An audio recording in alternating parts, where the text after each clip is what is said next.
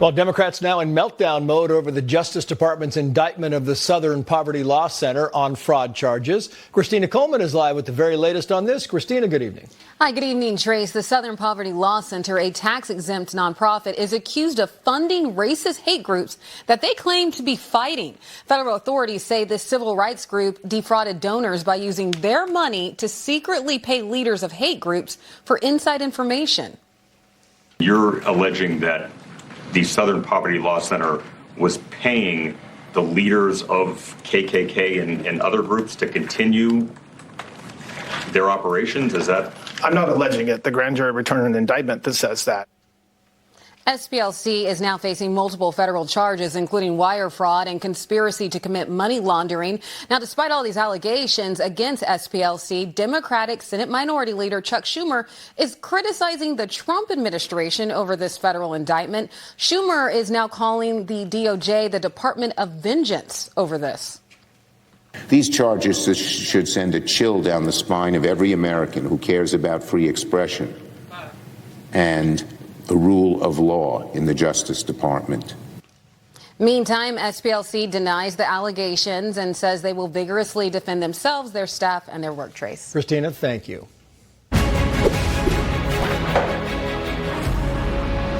Well, the Fox News and Common Sense Department thinks the Southern Poverty Law Center is in a quintessential pick. The SPLC maintains that it's in business to eradicate hate, but is accused of spending millions to generate hate. Maybe it's the old economic rule of supply and demand, where if you make money opposing hate and racism, you might need to someday find more hate and racism.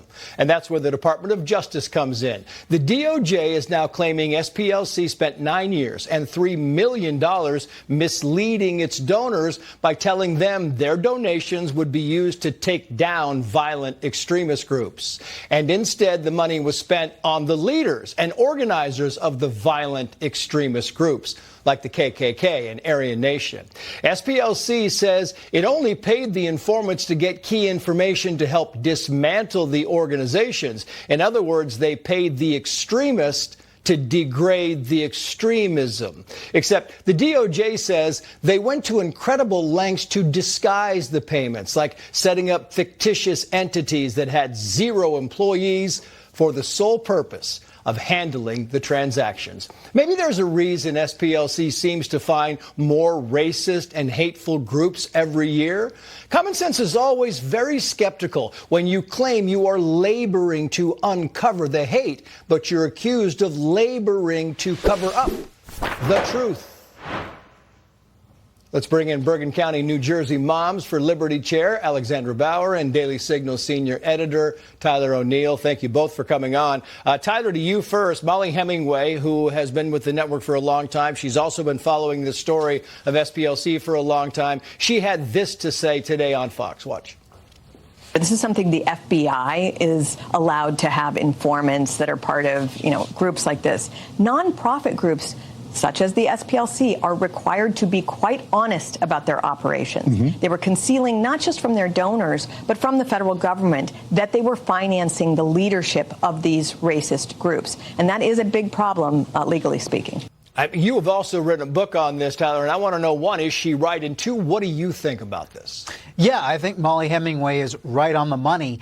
And by the way, I wrote my book, Making Hate Pay, The Corruption of the Southern Poverty Law Center, when I was following all the other forms of corruption that the SPLC has. And this is just the latest revelation, and it is damning. But the main aspect here, it's very hard. If you have a case where the SPLC is lying in its bank records, as the indictment states, it's going to be very hard for them to disprove that if it's plain in black and white. Yeah, we talked about this in Common Sense, Alexandra, but when you make your living off people who's hating, you got to generate more hate at some point in time, and Moms for Liberty was among those that got hit by the SPLC hate. We definitely felt it for a very long time. They attacked us nonstop, basically putting us on a hate map, not only the national organization, but individual chapters as well. And they put us in the same box as murders, rapists, racists. I mean, really hate groups like the KKK. And we're just moms, volunteer moms, trying to protect our children and, make sure the curriculum is good or don't force masks on our kids or vaccines on our kids. I mean, simple parental rights. And they attacked us. And, that has real world consequences in real time. Events were canceled. Candidates couldn't run. Your name was taken off the ballot. So, they definitely bullied us and tried to intimidate us, but we're not the ones getting investigated. So, good always wins. Yeah, that's how sometimes you handle dissent in this country. Meantime, Andrew Colvett, speaking for Turning Point USA, said this on Jesse Waters. Tyler, watch. They put Turning Point USA on the hate map at the SPLC, the quote-unquote hate map, in May of 2025. Less than 4 months later, Charlie would be killed by an assassin who said, quote, "Some hate can't be negotiated out." Hate can't be negotiated out. I mean, you have kind of had this similar take on SPLC, Tyler. Yeah, I testified in Congress about this exact topic because the SPLC has been tied to at least 3 violent attacks against conservatives. You had the attack on the Family Research Council, where a gunman showed up with a handgun and a bag of Chick-fil-A sandwiches, planning to shoot everyone in the building and smear a sandwich in their face.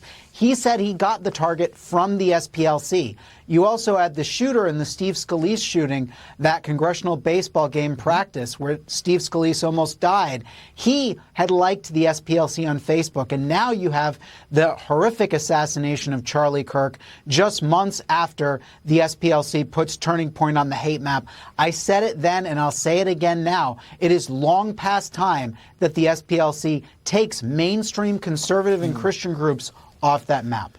Except the media cannot wait to jump to their defense. Alex, watch this.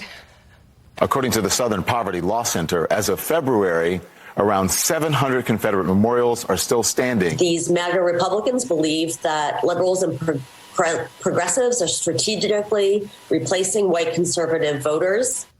And nobody is surprised. Alex, final thoughts. I'm definitely not surprised. Well, they should put themselves in our shoes, coming from somebody who has been doxxed, who has been swatted myself. I know what it's like to try and protect my children. So maybe they should do a little research about this organization instead of just listening to social media. Yeah. Alex, Tyler, thank you both. Up next, Senator Elizabeth Warren outraged when a CNBC host compares her to Donald Trump.